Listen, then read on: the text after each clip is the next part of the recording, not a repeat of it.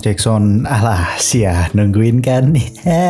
Maaf ya buat kalian yang udah nunggu lama gitu ya. Buat yang gak ngerti sama ceritanya bisa tonton part 1 dan 2 terlebih dahulu. Nah sekarang kita masuk ke part 3-nya, dimana Ryukendo mendapatkan elemen Thunder atau elemen petir atau halilintar. Penasaran? Tanpa berlama-lama lagi, Iguzo. Ini dia alur cerita Ryukendo and welcome back to Clip on X Nobar.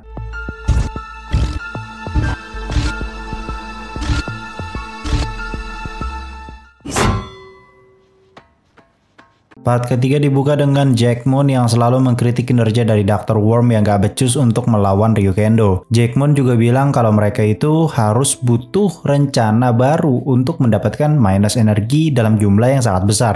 Disinilah Dr. Worm memberikan rencana baru dengan menggunakan Thunder Key. Keunggulan dari Thunder Key itu sendiri elemennya bisa digunakan untuk jarak dekat maupun jauh. Jadi damage-nya itu sama aja gitu guys. Beda sama Aqua dan juga Fire yang punya jarak tempuh yang mengurangi damage-nya. Nah, kunci ini diserahkan ke Jack Moon. Jadi, Jack Moon di sini memang bertugas untuk menggunakannya. Di sisi lain, Kenji sedang berlatih bersama Geki Ryuken karena anak desinya sudah percaya banget dengan Kenji. Di saat yang bersamaan, Jack Moon menciptakan Kage Bunshin dengan setengah kekuatannya yang dicampur dengan Thunder Key. Dengan begitu, Bunshin milik Jack Moon sudah cukup OP untuk membuat Ryukendo dan Ryuguno kalah. Balik lagi ke Kenji yang melihat kegaduhan yang dibuat Bunshin Jack Moon di banda listrik semuanya konslet, terkena sambaran petir gitulah pokoknya. Shot juga seketika offline karena kendala listrik ini ya. Ternyata Fudo sudah ada di lokasi.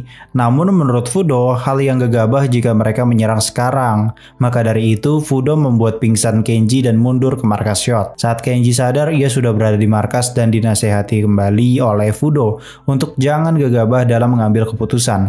Terlebih lagi, Jack Moon yang ini lebih barbar dengan menggunakan elemen petir. Setoyama juga kebingungan karena sejauh ini ia belum menemukan kunci untuk mengalahkan elemen petir. Fudo kembali menasehati kalau Kenji gak bisa terus bergantung pada kunci elemen karena jika ia menghadapi elemen yang gak bisa di counter sama elemen yang dia miliki, harus gimana coba? Ya harus mengandalkan kekuatan dan keahlian bela diri dong. Sejauh ini bela dirinya Kenji itu sangat sembrono dan ngasal aja gitu tebasnya. Singkat cerita, Shot membuat rencana untuk kalahkan Bunshinnya Jack Moon.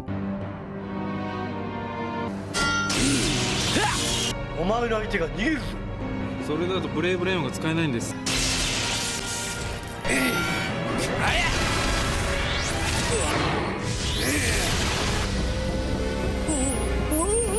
本物でもどうなっていったんか。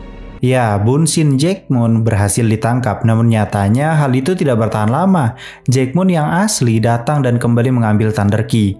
Kini Kenji dan Fudo sadar kalau musuh yang mereka lawan tadi hanyalah Bunshin. Fudo yang emosi ketulang pun berusaha menyerang. Jack Moon.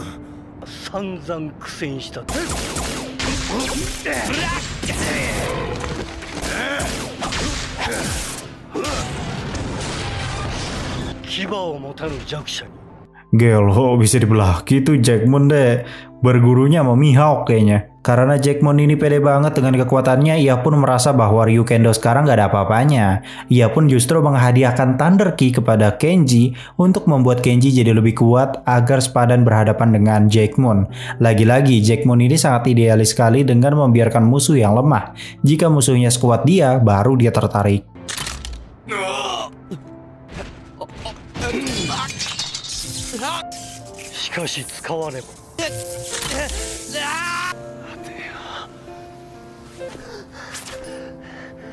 Ya, ternyata itu adalah rencana dari Jack Moon karena Thunder Key sangat sulit untuk dikendalikan. Bahkan tubuh iblis sekalipun tak mampu mengendalikannya. Kenji pun pingsan karena efek Thunder Key ini. Saat terbangun, ia sudah berada di markas Shot. Ia tampak murung karena kali ini ia bingung harus bagaimana untuk mengalahkan Jack Moon. Sakyorin pun berusaha untuk menghibur, namun ternyata Kenji sudah pergi dari kamarnya. Di sisi lain, si Jack Moon sedang menikmati masa jayanya karena berhasil menjatuhkan Ryukendo secara fisik maupun mental. Sedangkan Ryuguno sendiri bukan lawan yang menarik bagi Jack Moon. Karena ya nggak tahu kenapa dia emang kurang tertarik aja gitu.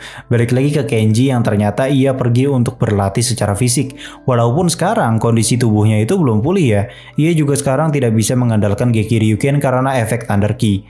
Kini ia hanya bisa mengandalkan kekuatan fisiknya saja. Fakta lain diketahui oleh tim SHOT di mana Setoyama memberitahu kalau Geki Ryuken bisa bangkit lagi. Namun sekarang belum bisa. Itu dikarenakan energi dari Thunder Ki terlalu berat dan ia mengalami shock berat gitu. Kayak listrik ngejepret gitulah ya, tarikannya kekencangan coy. Namun saat mereka mendiskusikan perihal Geki Ryuken, tiba-tiba terjadi gempa besar yang ternyata disebabkan oleh kehadiran benda asing yang diduga dari dimensi iblis.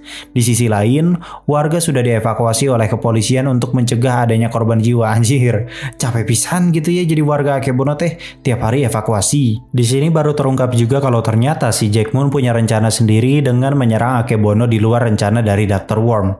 Apalagi Jack Moon ini punya tujuan untuk melihat sosok Raja Iblis.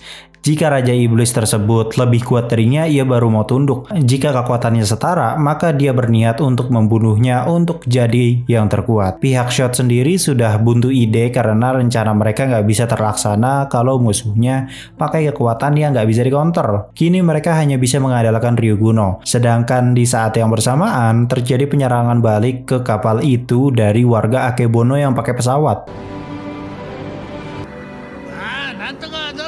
あの野郎まだ壁塗ってんのかよ。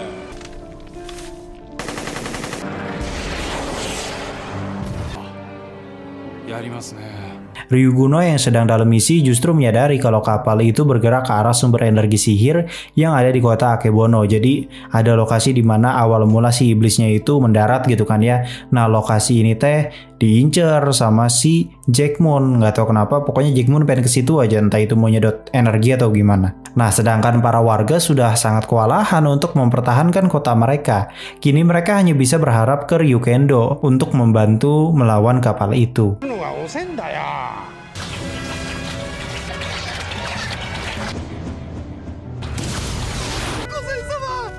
Gelo aki-aki dead boy. Di saat yang bersamaan, Kenji akhirnya mendapati Geki Ryuken yang bangkit dari tidurnya.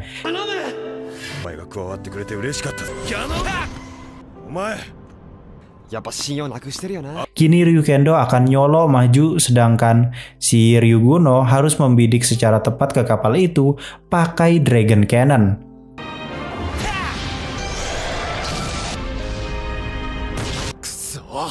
Ya, serangan sebesar itu pun tidak mempan sama sekali terhadap kapal itu. Kini Kenji mau tidak mau harus kembali menggunakan Thunder Ki yang sebenarnya belum mencapai tahap final oleh Setoyama. Thunder Ki!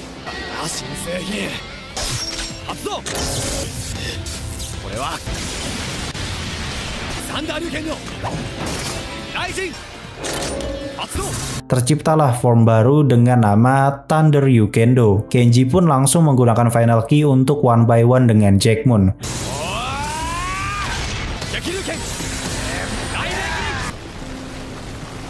Peristiwa epik itu akhirnya membuat kastil Jack Moon runtuh. Untungnya Setoyama bisa menggunakan Sling Ring Portal Doctor Strange agar puing kastilnya Jack Moon tidak menimpa rumah warga. Di kubu lain kita diperlihatkan dua karakter baru yang nanti bakal jadi salah satu villain dan satu lagi anti-hero. Yang satu, kesatria naga yang sama persis seperti Ryuguno ataupun Ryukendo di mana ia mempunyai penampilan berwarna hitam. Sosok kesatria ini bernama Ryujino. Sedangkan di sisi lain ada wanita bernama Lady Gold. Nah, sosok Lady Gold ini akhirnya mendatangi Dr. Worm perihal kota Akebono yang tak kunjung ditaklukkan.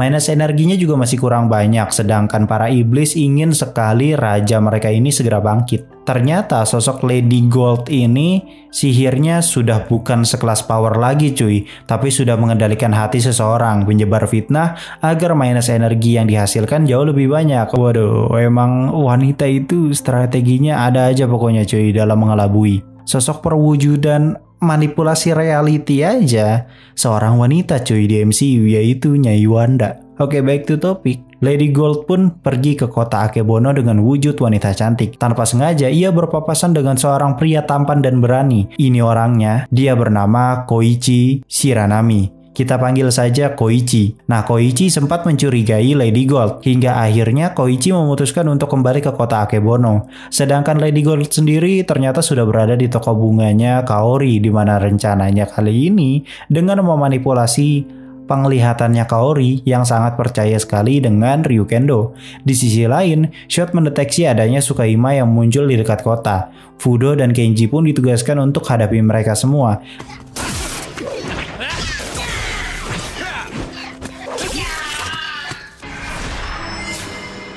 Lady Gold menciptakan Tsukaima wanita yang ternyata sengaja memancing Kenji ke tempat lain, memisahkannya dengan Fudo.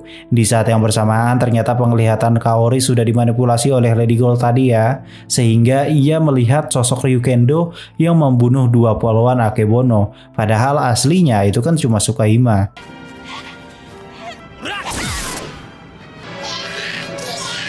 Setelah hal itu, Fudo dan Kenji makan ramen bersama dan tanpa sengaja mendengar berita kalau Ryukendo membunuh dua polwan Akebono. Itulah awal mula fitnah yang akhirnya menghasilkan minus energi yang sangat besar sekali untuk Raja Iblis. Emang kata gue women gitu ya. Women. Jelas hal ini membuat Raja Iblis semakin cepat bangun dari segelnya. Sedangkan Lady Gold sendiri ternyata menyiapkan rencana berikutnya untuk ciptakan fitnah agar Ryukendo tidak dipercaya lagi. Ya, Bunshin Ryukendo dalam wujud jangkung badak tiba-tiba nge-spawn di tengah kota. Kenji dan Fudo pun berubah untuk hadapi sosok Bunshin itu.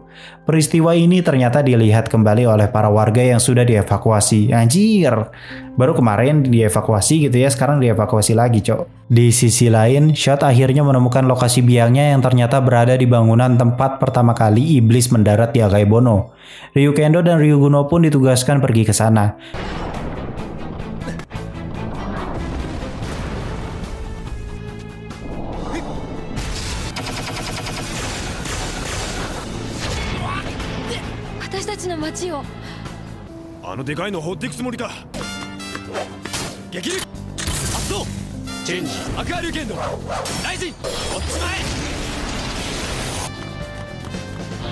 Baru deh mereka akhirnya berhadapan dengan sosok Lady Gold.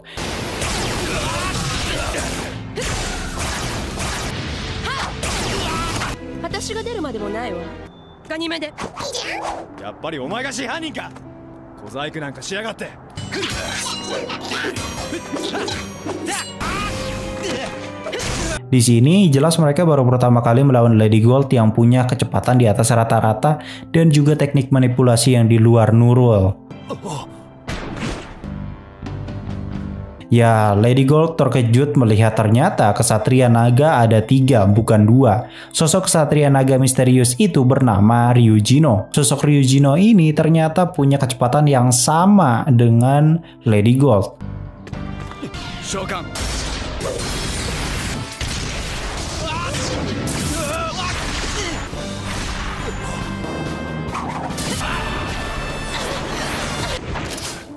Setelah berhasil dikalahkan, Ryujino pergi begitu saja sedangkan Ryukendo harus menggunakan Madan Giri untuk hancurkan Bunshinnya sendiri.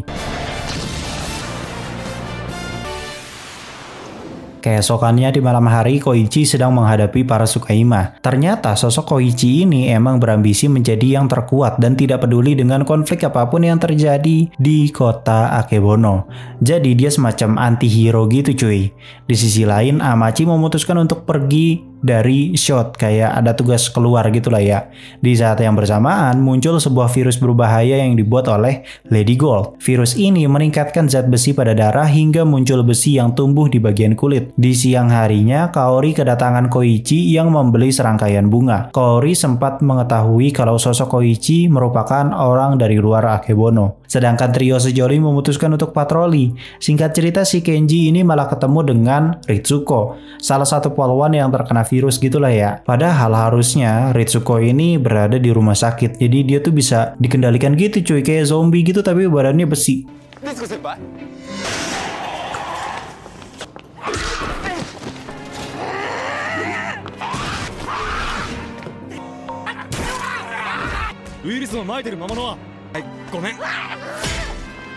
Ya, virus ini semakin menyebar hingga Sakyorin juga terkena. Kini, warga sudah semakin panik dengan adanya penyakit misterius ini. For your information, kenapa Kenji dan Fudo tidak kena? Karena mereka itu punya massive healing factor dari Geki Ryuken dan juga Goryuguno. Dimana ya tiap lu ketebas ataupun kena luka gitu ya langsung pulih secepat mungkin gitu lah ya intinya. Pertahanan tubuhnya kuat lah pokoknya. Setoyama menjelaskan kalau ini mirip seperti wabah zombie. Namun bedanya mereka terlapisi besi yang membuat orang lain tidak bisa menyerang balik karena kulitnya sekeras baja. Karena kejadian ini akhirnya warga banyak yang frustasi dan menghasilkan minus energi dalam jumlah yang besar pula. Kenji pun berjanji akan mengalahkan iblis ini dan menyembuhkan semua orang termasuk Rin. Saat Kenji keluar, ia tanpa sengaja melihat Koichi yang baru saja membeli bunga dari Kaori. Geki Ryuken pun curiga dengan Koichi karena ia mencium aroma energi sihir dari Koichi.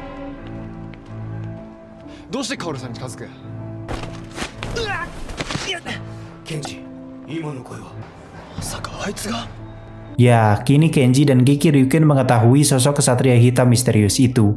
Malam harinya, Zanryu dan Koichi menunjukkan sifat aslinya kepada kita.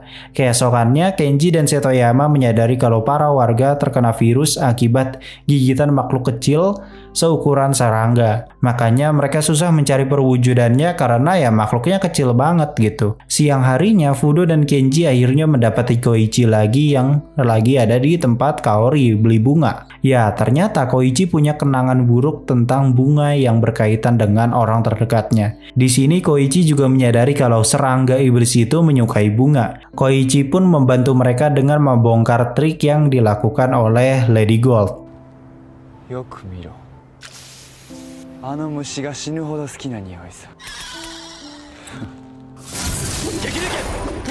Kenji dan Fudo pun berusaha hadapi serangga itu, sedangkan Koichi berubah jadi Ryujino.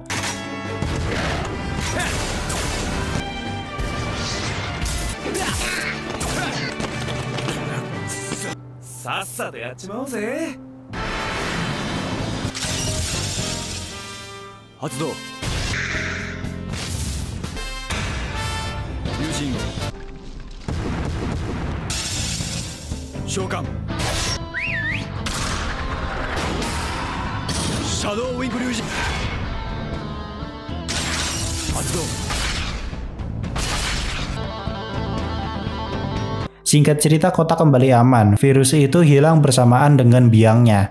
Kira-kira itu tadi adalah alur cerita dari Ryukendo part 3. Yang nggak paham bisa tonton part 1 dan 2-nya ya. Itu seru pol cuy asli. Gue Cliponex pamit undur diri and I'll come see you next time.